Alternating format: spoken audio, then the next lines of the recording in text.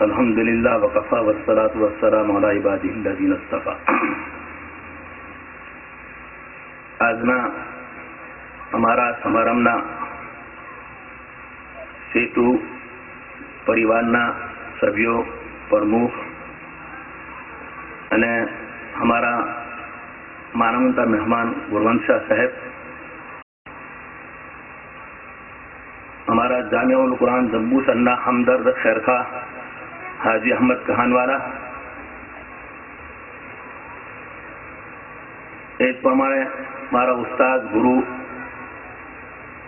જેમનો મારી તરબિયત અને તાલીમમાંથી ફાળો રહ્યો છે હઝરત મૌલાના યાકૂબ કાસમી સાહેબ, જામિયા ઉલ કુરાન જંબુસરના ટ્રસ્ટી, અન્ય પધારેલ મહેમાનો, દીકરીઓ અને મારી મા બહેનો,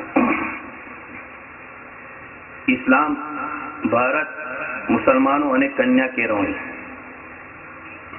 આજના આ જલસામાં આના ઉપર કઈ હું પ્રકાશ નાખીશ। यही पे शक्ति भी है, शांति भी, यही पे अहिंसा की रोशनी भी, इसलिए तो बुलंदतर है जहां में हिंदुस्तान वाले। इस्लाम અને ભારત આપણે જે સંસ્થામાં છે એ સંસ્થા એવી સંસ્થા છે કે જ્યાં દીની અને દુનિયાવી બંને શિક્ષણ આપવામાં આવે છે।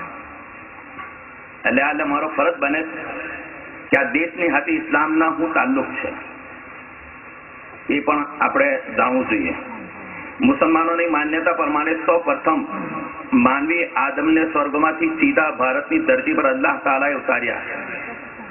કેટલાય આરબ લેખકો આ કારણે ભારતને માનવીનો પૌતિક ઘર ગણાવે છે।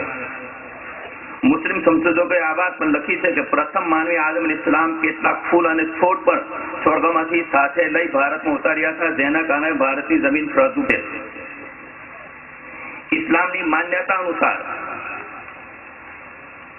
स्वर्गनी 4 नदियों धरती पर वहती मुकामे, जेमांथी एक भारत में वहे छे।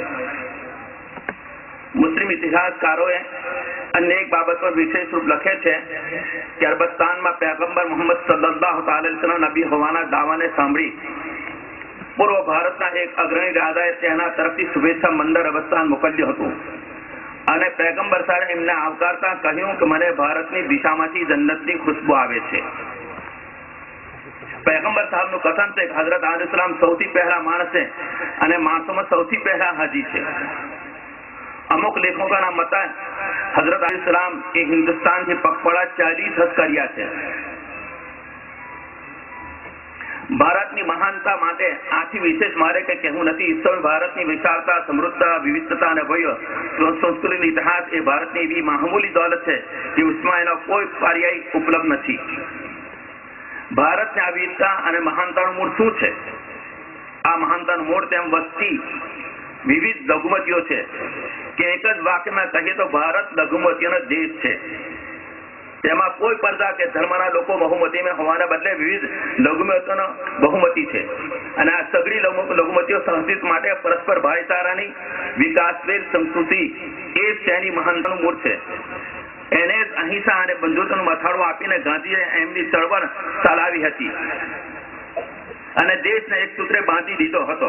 આ જે સૂત્રો અને સંસ્કારના અવકાશ સર્જાયા છે એ સગળી સમસ્યાનું મૂળ છે। આજ ભારતમાં પ્રસરી રહેલા પરસ્પરના આતંકવાદની જડ છે અને એ કોમી વિભાજન અને રાજકીય પટ્ટીનું અસલી કારણ છે।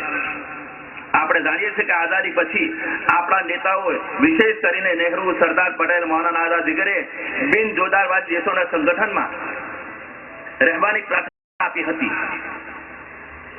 बल्कि भारत एनो अग्रेसर देश હતો અને દાયકાઓ સુધી આપણે એને અનુસરતા હતા, પરંતુ છેલ્લા કેટલાક વર્ષોથી ન્યૂ વર્લ્ડ ઓર્ડરના તાબે થઈ આપણા વિદેશ નીતિમાં આક્રમણકારી સત્તાઓ તરફે ઝુકાવ આવ્યો છે।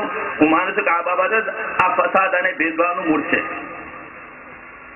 જરા વિચારીએ, ભારતની આઝાદી સાથે જ ભારત વિવિધ દિશાઓમાં તેમના દુશ્મનો ઉભા થઈ ગયા હતા, પરંતુ કાશ્મીર અને પંજાબ સિવાય કોઈ પણ બે રાજ્યના લોકોએ બગાવત નથી કરી।